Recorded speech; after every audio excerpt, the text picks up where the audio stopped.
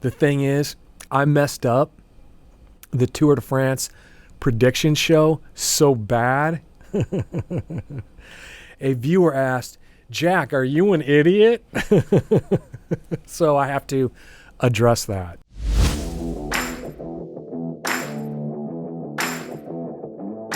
The one time I needed to see the course profile before doing a predictions video, I failed to look at the course. Wow. Big mistake. Whoops. Big change in the typical layout for the Tour de France in this year's version. Because first of all, what was the last time the Tour de France Stage 2 had 2 Cat 1 climbs in it?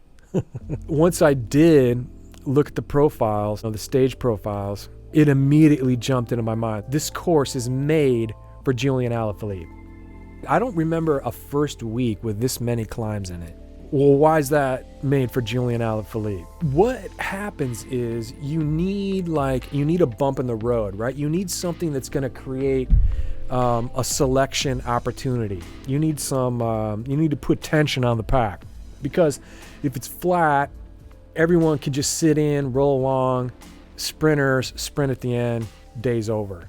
But when you've got a big bump in the road like a Cat 1 climb, that's an opportunity to drop some people. It's like a Valverde type stage, because the profile matches his motor profile, where he's good, making a huge effort, putting out a lot of power to get up that climb first, but then he can recover, and his sprint is fast enough that nobody that has a faster sprint than him came over the top of that climb with him, right? So he got rid of those dudes, and now he's only got to sprint against dudes that don't have the sprint power he has. So you got the young Valverde, Julian Alaphilippe, goes in there, all the patriotism, everything about France, right? He goes in there, stomps that thing, gets the yellow jersey. I wasn't surprised. The instant I saw the profiles, I was like, this is made for that dude. If you were going to create a course that J.A. could get the jersey early and hold it until almost the end, this would be the course for that. Right? Because the early kind of climbs, some of the uglier ones have about a K of vertical ascent. Now, if you look at the profile for some of the stages last week, maybe like starting around 17, I'm not exactly sure, you're talking like double the prominence, right? Double the ascent, the vertical ascent you have to make. So you got guys that, were born in the mountains, you know what I'm saying? They're kind of genetically acclimated to thinner air. So they tend to do really well when these climbs get really high. Instead of being 1,000 meters, it's 2,000 meters. Is that twice as hard? Is that outside the performance envelope of a guy like Julian Alaphilippe? Kinda. I mean, we've got evidence of that, right? Just look at like last year's tour, what happened in those kind of tippy top stages. Alaphilippe couldn't hang.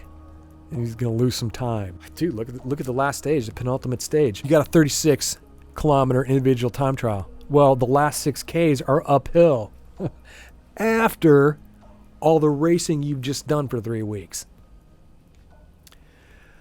Wow. Talk about an opportunity to make a selection. That's going to be interesting. Very interesting. Now, here's the thing. You watch the end of stage 2, and you see J.A. sitting there on the curb. Does Alaphilippe look surprised? Like, oh my God, I can't believe I just won this stage. Not to me. Doesn't look surprised to me at all. Does he look relieved? Yeah, he looks relieved. I think there was a tremendous amount of pressure lifted off of his shoulders. Because if just some dude in America can figure out that this is a Julian Alaphilippe course, you don't think De Koenig, you don't think J.A. and those director sportifs didn't look at that and be like, wow, that seems like it's kind of set up for a dude like me to get the jersey on day 2 and keep it till 17, stage 17. Of course they did. You don't think the plan wasn't for J.A. to take a flyer on that climb and get the yellow jersey for months now? You don't think that's been the plan for months? And that's why it seems like to me, Julian Alaphilippe was incredibly relieved that it came true. That's what it looks like to me. Now, can this dude keep it going until those later mountain stages that looks like they've got twice the climbing ascent? I think he can hold it till then. I think there's going to be a lot of people supporting that. I think it's going to be a big deal, and I think he has the kind of character to do that. But is it going to be enough? The other thing too is, I talked about it in the first video, the predictions video. What's the rain rule? Well, I found out what the rain rule is. So, if after 10 stages, the Tour de France is called, they pull the plug on the race because of this COVID stuff, you have a winner. Who's ever leading after 10 days is the winner if they stop the race. And like, it's even further motivation. A guy like Julian Alaphilippe, well, this is a stage where I can go out and get the yellow jersey. I hold on to it. 11 stages later, they pull the plug. Frenchman wins! Vive la France! Ho ho!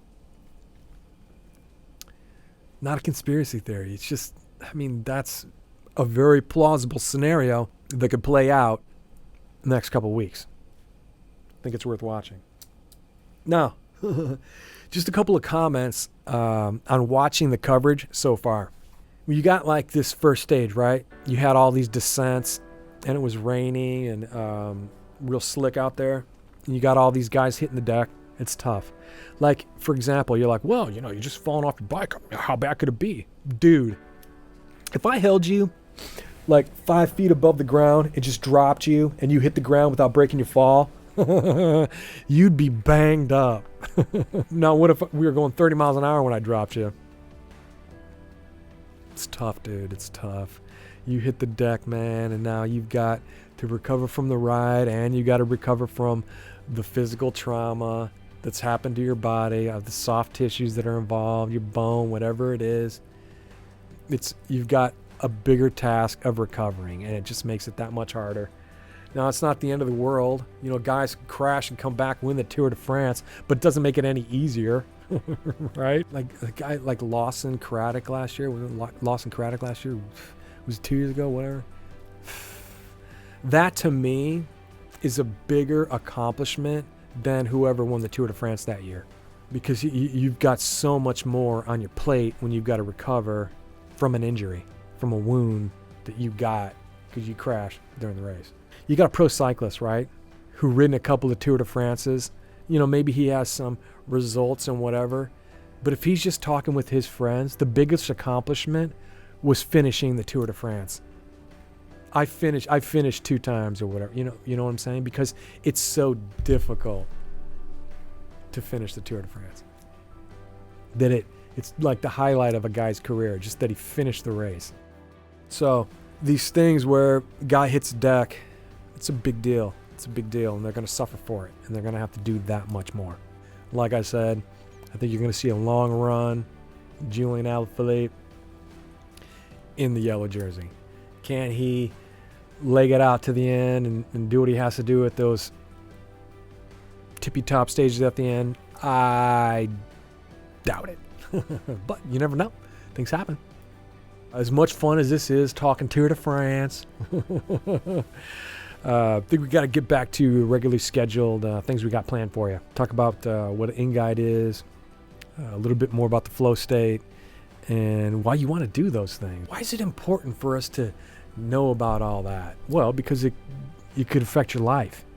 You could enjoy life more. You could be more successful. You could reach these goals you have in mind if you know some of the things that we know. So what we're going to do is we're going to put them out there in a format where you can apply them and enjoy life more, because we think that's important. We hope you think the same. Ask Jack Show, Tuesdays at 10 a.m., coming to you next week. What's an in guide? Boom.